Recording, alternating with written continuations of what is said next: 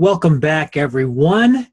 The Icebox presents to you another episode of Revelations. I am the most influential speaker from the House of M, here to bring to you my prior week. And let's see what I have to show you this week. We start off, as always, with the thing that got me here, comic books. I loved them for years upon years. Past issues I just picked up starts with Justice League number 19, continuing the story arc Timeless.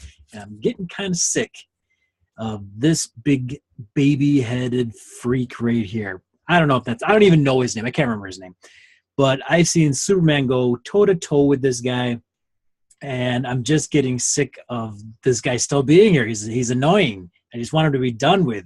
The Justice League definitely has their hands full, and they've just, I think, part of their plan backfired and pretty much empowered this lady here, and now she's going to do what this guy couldn't. They're all messed up. So hopefully, well, I'm not hopefully, but hopefully this guy's just done and over with him. So he looks ugly, doesn't he? But the rest of the league, hopefully they come back together and fight whoever this phenomenal lady is going to be with all of her awesome power. And hopefully Justice League can wrap this thing up and get onto a different villain. This guy's pitiful. We'll see who she is. We'll see. They may have a saving grace with her. I'm going to skip this issue because I'm really excited about this one. We got also released this past week, Superman issue 21. This is actually pretty good. Superman Action Comics, my favorite titles right now. Aquaman, I know I've praised before too, and I think we'll see them later. We'll see him later on, but Superman has been phenomenal because I'm just so excited that Superman is back. There's his son, Jonathan, and Batman came over in the prior issue and wanted to talk about this guy because for all accounts and purposes, Batman's saying that Jonathan is by far stronger than Superman on his best day, but his powers have not come to fruition yet. So as Batman's investigating, he gets night out, and there's this farmer, he's visiting the Kents on their farm, and their closest neighbor who has a cow, I don't know, this alien thing came out of nowhere and took out Batman. We'll see what the heck this thing is. Really took Batman by surprise. The last issue, though, the prior issue, had one of my favorite lines ever in a comic book. Exaggerating, but hey, it was one of my most current ones. They were sitting at a kitchen table, and Lois Lane was getting everyone dinner. Superman, Jonathan, Batman, and Damian, and she was dishing out pie, and it was apple pie, and Batman's plate untouched. So Jonathan, right there, asks Damian, not pictured on this cover, doesn't Batman like apple? And Damian says, Batman doesn't eat pie. Made me LOL. You know what that means, right? And I hope you do. Anyway, it was really funny. Anyway, this is the issue after that, so we're looking forward to see what the heck that villain is, and hopefully Superman can get out of that trouble. Jonathan, too. Speaking of Aquaman, issue 21 has just hit as well, H2.0. This one had the return. I don't know many of Aquaman's villains. Black Manta I know of course. Nemo and all that stuff. But this was Deadwater, and Deadwater allegedly is some kind of virus water thing that possesses people and mutates them into this being. And they fought him before, and apparently they used to, if they're exposed to this Deadwater, they turn into this mutant thing. But as revealed in the last issue, it's not the case. And Aquaman was going into the dead water because normally it does not affect Atlanteans. And he got in there, and that's where they ended it, because the issue ended with him going over there into the water. And now we're met with this cover. And again, remember, covers are a tactic to get you to buy the issue. So this may be a dream, it may be just a hallucination, or Aquaman could be becoming Deadwater himself. You want to find out, you know how to, right? Go buy the issue. Moving right along, All-Star Batman, issue number 9. This is issue 9. I'm 3 issues behind on this series. I'm behind on a lot of more other titles, more Marvel books, Image books. I'm really, really far behind. And DC, I'm pretty caught up on, but this one, it's just eludes me. So I'm actually not sure where the heck I am on this storyline. Again, I think I left off on issue 6. I have to read issue 6, so I'm behind 6, 7, 8, and 9 now. But All-Star Batman was released this week, and there he is, cool cover art, him holding an American flag. Looks like Batman needs some help here, or he's just saved his day. He needs some rest. I don't know. But All-Star Batman comes out. This is one of the more expensive books from DC Rebirth. It actually retails for $4.99. Normally they're $2.99. So, but it is an exceptional book. So Batman All-Star number 9 came out this week as well. All right, getting to the last 2 comic books here, and this is the one I've been looking forward to because this is what this was a major angle that the DC Rebirth happened to spin off of. DC Rebirth issue number 1 had this huge revelation about this team called the Watchmen and how they kind of intertwine with the current continuity of DC. And this issue goes back to it, and of course it goes back to Batman, because the item in question, you'll see on this cover shortly, was found in the Batcave. He and Flash actually found it. So who else to put on the case than Batman and Barry Allen himself, the Flash? This is called The Button, Part 1, Batman, issue 21 for $2.99. Right there's the classic Watchmen pin from the comedian. I can't wait to see. Look at you. You can't see my face, but you can see my hand. Hi. I can't wait to see what the heck this story is going to be. I'm really, really excited about the Watchmen angle. And this is finally the first time they're playing back to this point, at least in the titles that I've been reading. And again, this is the 2 major players that found the button originally in the Batcave, and they're brought back into this storyline in the center. Let's see what happens. Go get it. Batman, issue 21, The Button, Part 1. The last book I picked up this week, I wanted to kind of tell you about it, and to do so, I got to do it right because I didn't know. I didn't know that this happened. I knew the issue came out. I wasn't really excited about it because it was an X-Men book. But apparently, this had an artist who put some hidden artwork in the panels, unbeknownst to Marvel and their editors. So I'm going to show you the cover. This is the cover to X-Men Gold number 1. However, the X-Men book, this Gold number 1 came out a few weeks ago, and I didn't get it because I'm not an X-Men guy. But I picked it up because of the controversy, and hopefully hold on to the issue just because. But they didn't have the newsstand edition. So I bought a variant, and the variant wasn't all that overly priced or anything either. So I picked that up today.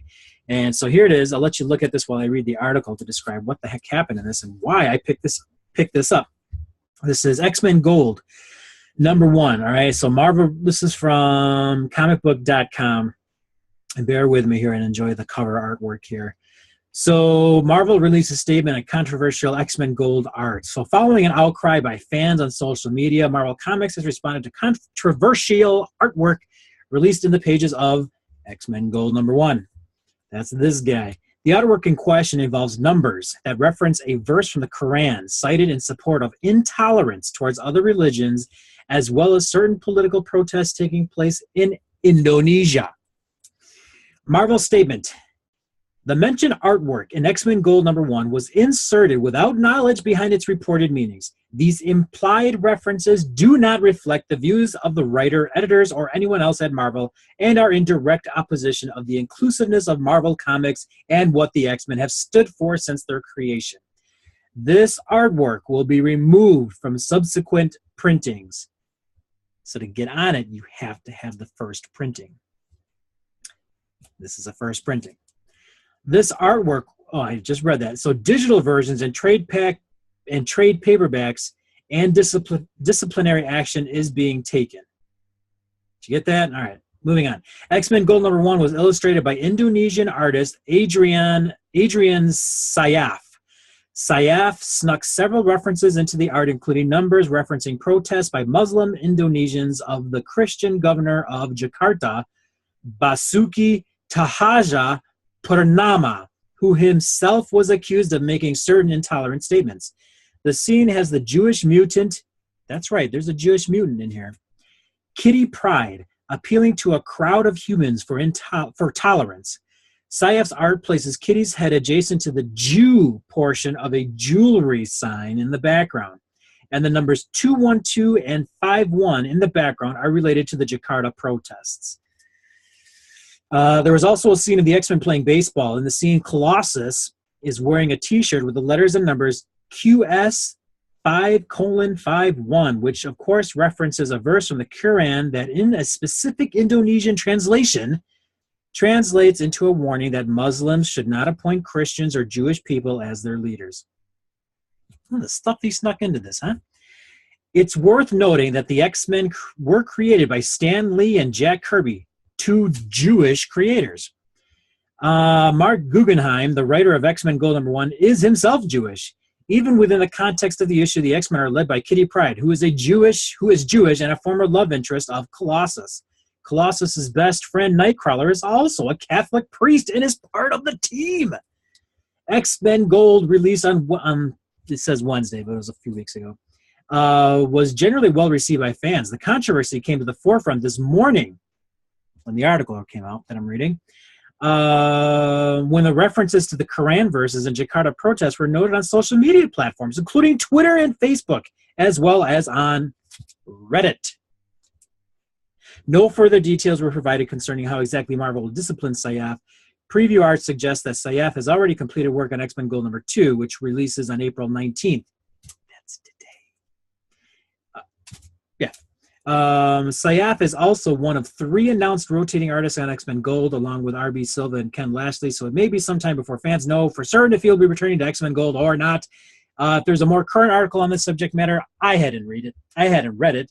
But this is all I know, and that's why I picked up this issue. First printing, variant cover of X-Men Gold #1 because of the controversy, and we'll see what happens with the collector's value of this. Pretty cool. It's pretty cool cover art, though. But, man, what a thing to do, huh? What a people. Stupid people, you know? I don't blame Marvel at all. I mean, it's kind of tough to get those kind of references and caught, but just tough. Okay, moving on to the last 2 reveals here. Guess what I got? I got another Shonen Jump figure. For those of you who have not watched one episode of Revelations, I am on a mission to get my completed collection of Shonen Jump figures from the Death Note series. I need Light right here. That's who I need. I have these 2 guys. Please. Last week, I got this guy from, I don't remember the show, Bleach. He was cool looking. I don't know who he is, though. So I've almost gotten the entire line, you know.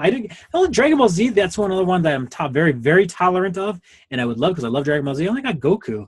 So I'm once I get the Death Note figures, I'm done. I'm done buying these guys, but I haven't gotten them. So this, of course, is from Walgreens. That's, again, can you see that? Yeah. Walgreens, that's probably the cheapest place I've seen these things. And they actually had a sale for these guys. You buy one, get another one 50% off. I missed that sale, so this isn't part of that. But I found one nonetheless, so we're going to see if this will bring this to a conclusion. And Light, please let me have Light, and I can be done with this saga, just like I was done last week with the arcade classics. Ms. Pac-Man, got her finally. That collection is done. And now I need Light. Opening it up, the black bag. It's not Light, but again, I'm tolerant. See, I'm like that other Marvel artist, Sayaf, not being tolerant. I'm tolerant. I like this. Black bag, see ya. Piccolo, the Bandit, also known as my daughter. She calls this guy Picky, and she loves watching Dragon Ball Super with us. And she loves this character and always calls him Picky. But Piccolo himself, look at this, the Namek, pretty cool. I don't like the way my eyes look when I look towards the computer screen to see how I'm looking at myself or to see how I'm posing this. I'm going to do it again. And when I do it, I want you to know that I don't like the way I look. Ready? Here we go. Watch. I don't like the way I look. My eyes. Anyway. All right. So this is Piccolo. See, I did it again. His head turns. Of course it turns. That's about it. That's probably all that's going to turn. But look at this. This is cool. Little known fact, Piccolo always wears this garb, this little cape with huge white shoulder pads on there. That is actually extremely heavy, and he wears it to constantly put himself through training and working out. huge. I can't remember the exact weight, but it's very, very, very, very heavy. So when you see this guy in the cartoon, whenever he takes this off, that's when you know for sure he means business, because he's letting himself loose and free of any burden or resistance. So, but if he has that on and he's fighting, he can do a lot better once he removes it. So when he removes it, all gloves are off and it's business time. So this is Piccolo from the Dragon Ball Z anime. I have him and Goku. So if I'm going by that, I still need Vegeta, which I'll take, but I want L. I'm sorry, I want Light. I got L finally. So anyway, pretty cool. This is exciting. I do like this one. Here's Piccolo. Let's see if I can get another close up of him for you. Green eyes. I'm sorry, green skin, black eyes. Oh, look at this. Super Namek himself, Piccolo. Very cool. Excited to have this one. I am. I would just rather prefer Light. But I'll take him. Dragon Ball Z. Love it. All right, last reveal for this week is something I finally been able to complete. And so I don't know if I've talked about this too much on the Revelation shows. Probably because I haven't done them in a while to talk about them on Revelations. But I will, because I have a ton of them. And I have a ton of designs that I've done and I haven't actually physically produced yet. This is one of those designs that I've done myself. And I've finally been able to physically produce the entire set. And by set, that means 1, 2, 3, 4, 5, 6 different characters. And this project is from perler beads. And what they are, they're little plastic beads that you put on a pegboard to whatever design you'd like. And you iron them, you melt them, you fuse them together, and they form a little sturdy plastic figure, flat. So the style that I loved and I saw maybe, 3 years ago now, probably 3 years ago, maybe 2 to 3 years ago. We'll go with that. And I saw them at C2E2. It was a convention. Actually, was it? No, I think I saw them at MightyCon. I think I saw them at MightyCon for the first time. And I was like, oh my God, these are so awesome. And the style that really stuck out with me is Mega Man. So Mega Man is a video game, and I'm talking about the classic Mega Man that was on the original NES. And it was very, very cool, but they did these perler design. They call them 8-bit style. I call it Mega Man style, but 8-bit is another name for it. All the characters that I do, not all of them, but a majority of them, is based on that Mega Man style. So they look like the Mega Man character or the robots that Mega Man fights. I base them off those designs, but I personalize them to fit these other characters. The one I'm showing you today, the one I'm revealing to you today, is from Marvel Comics, and they are the Uncanny X-Men? No, the Uncanny Inhumans. So I did a whole set of them. And you can see, actually, if you were able to see, if you follow us on Snapchat at IceboxCast, you've seen the actual picture. I gave a sneak peek away on that. So if you don't follow us on that, follow us. Follow us on Snapchat and Instagram, IceboxCast, okay? Anyway, so I'm going to reveal to you the perler set for the Uncanny Inhumans. I'm going to show you the two... let me show you those two last. So we'll go with the Reader. And the Reader I did 2 versions of. One, posing, standing right there with his cape. But there's the Reader. And then I did an alternate version of him holding his staff. It's a subtle change, but it's still pretty cool. So there are, oops, sorry, microphone. There are both versions there. The Reader himself, ready to fight with a stick. His staff. So there's the Reader from the Uncanny Inhumans. Very, very cool. I love these guys. And the Uncanny Inhumans, I picked up and read that. I'm going to stop reading it though, to be perfectly honest. I love the first storyline in the comics, but just wasn't doing it for me. But when they first came out, I was very, very excited, which is why I created these designs and I finally physically produced them. But here's the Reader version 1, version 2. All right, we're going to move on to the next character, and his name is Triton. So I made 2 versions of this guy as well. One with his sword. Pretty cool there. And the cool thing about these perler guys, you can actually, you can flip them so they can turn the other way too. And then the other version I did with him is the same, pretty much the same thing, but he's holding 2 swords. So he's really, this one's ready to fight. This one's ready to have full-fledged combat. Very, very cool. So here's Triton, Inhuman himself. Pretty cool. I like this guy. He turned out really well. Let me know what you think in the comments as well. So there's Triton, 2 versions of that guy. Next character I'll show you is the Beast. Did one version of this guy. Oops, you already saw him there. So the Beast is normally from the X-Men, and he was one of the original members of the Uncanny X-Men.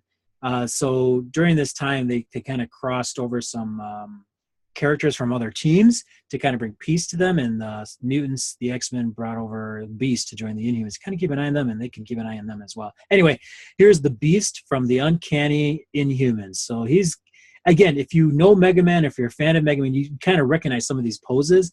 So that's literally what I wanted to do. I wanted to base these characters off Mega Man poses, and he's got a lot of them. Or if it's not Mega Man, it's the robots he fights as well. So this is the Beast from the Uncanny Inhumans. Flip him around, and he's jumping the other way. Beast. All right, next character on the team is Johnny Storm himself from the Fantastic Four. He was on the team, still is. And I made 3 versions of this guy, but they're pretty noticeable differences. So I got human form, where he's not flamed on. You know, his catchphrase is flame on, and that's what turns the flames on for Johnny Torch. So here he is without his flame on. His regular, see, I get that look again. I look at the camera, there you go. There's Johnny Storm. So there he is in his costume without his flame. All right. So then I made a version of him, because I made these versions because this is how they appear in the comics. So there's a version of him where he has flame on ability, except his head. His head is human. So I captured that with this one. So there's Johnny Storm, full engaged in his fire ability, and you see the fire coming off on the sides. Woo, hot. Woo, woo, woo. Jeez, these guys are really, really hot. Anyway, so there's Johnny Storm. Turn him around. You can see the other side. It's the same exact thing. He's just looking the other way. He's like, what do you want from me? Johnny Storm. The last version I made of him is full-fledged flame on ability. So here is Johnny Storm, the Human Torch himself, from the Uncanny Inhumans. You like it? I do. Huh? Huh? Huh? Huh? Huh?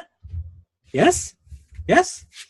Anyway, that was from my nephew. He says, yes? He says, yes. Anyway, all right, last 2 people from this team.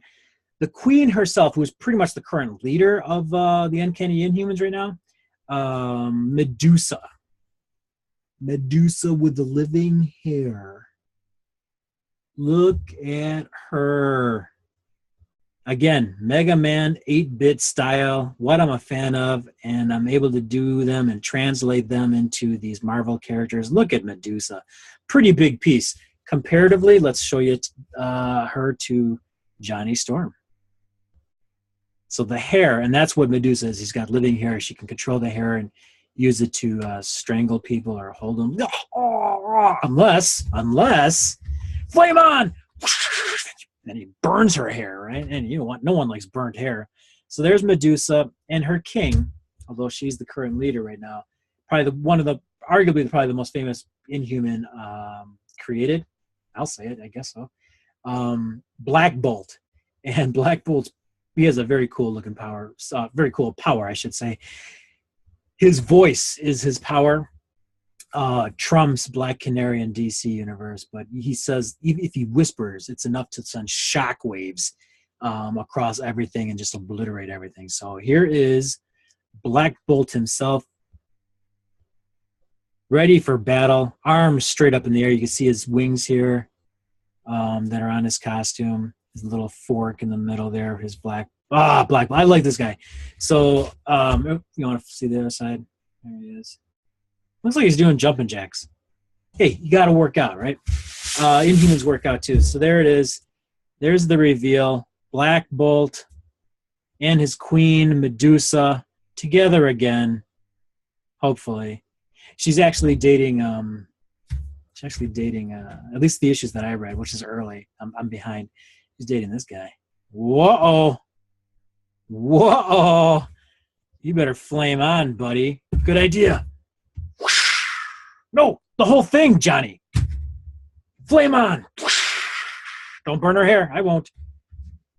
Because all he has to do is say one word and he'll probably extinguish you. What'd you say, Black Bolt? Stop. Nope, he blew out his flames. Check out that animation, huh? That was pretty fantastic. I bet you weren't expecting that. Well, you expect the unexpected on a Revelation. So let's see if I can hold all these guys up here. I can't. I probably won't be able to, but I'll try.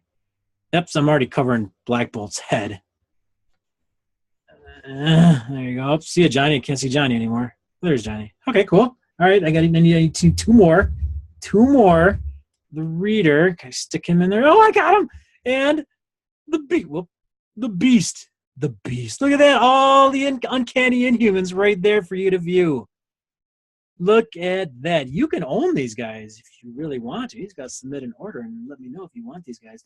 I do plenty of the other Perler creations too. Again, I'm trying to get back into that. I have easily like 20 plus designs that I have not physically produced like this yet. So, and I've done people from G.I. Joe. I did wave 2 of G.I. Joe. I did wave 2 of He-Man and the Masters of the Universe. I've done some Transformers one, but the biggest piece I have of that is Grimlock. Looks fantastic. And I just recently created or finished the design of Voltron, the Lion Force Voltron. Probably will be my biggest piece to date. Have not started that one, but the design is completed. So I wanted to show you guys that, hey, I do Perler beads too. Pretty fantastic. That's going to be a wrap for this show for this week. So we've showed you comic books, great issues. That Batman issue with the Watchmen, the Button, part 1. Can't wait to read that one. X-Men Gold #1 came out. If you see it in stores, pick it up. Or if you see a first printing variant, pick that up as well. I recommend it. It should be a collectible and arguably a comic that could rise in value because of the controversy that's surrounding it. And the controversy that's surrounding it is kind of, I'm sorry, it's not the greatest thing in the world, but hey, get it and make some cash off it if you want to, right? Do whatever you want with it. Okay, I bought it, so I'm going to collect it. And that's what I do. I collect things. And look behind me, I collect all those things. It's the whole point of Revelation. I show you what's going on in my week, of course, but more often than not, it's things I do in the past week. And these are awesome. What else did I show you? Oh, Shonen Jump, Piccolo. Woohoo! Finally, Goku's got a friend. I can put him right up there where I have the rest of them. But there's little Piccolo from Dragon Ball Z. And, of course, my Perler creations. I have plenty of them, but I wanted to show you the Uncanny Inhumans because they just got done this week. That's about all for this show of Revelations. Thank you so much for watching us. Check us out on our Facebook page. You can search it under Inspired Creations, HOM. You can see all the current projects we're working on, including Perler beads, including the T-shirts, including the some artwork we have up there too. You'll have links to our podcasts. You'll have links to this show as well. Or you can follow us on Twitter. And on Twitter, we are at IceboxCast. All the same links that I just mentioned before will be on there as well. Any questions? I can't hear you, so tweet us or send us a message. You can email us at iceboxcast@gmail.com. Love to hear from you. Leave comments in this video as well. We will respond to every single comment because we only get like 1 or 2 at the most. So we do have time to respond to them. If we get hundreds, I will be ecstatic, and I might have a show just saying how ecstatic I am. I'll read all 100 of them maybe, but we won't. So until then, thank you so much for your time. I hope you enjoyed the show and we made you smile. Remember, it's never too late to create, and enjoy your day.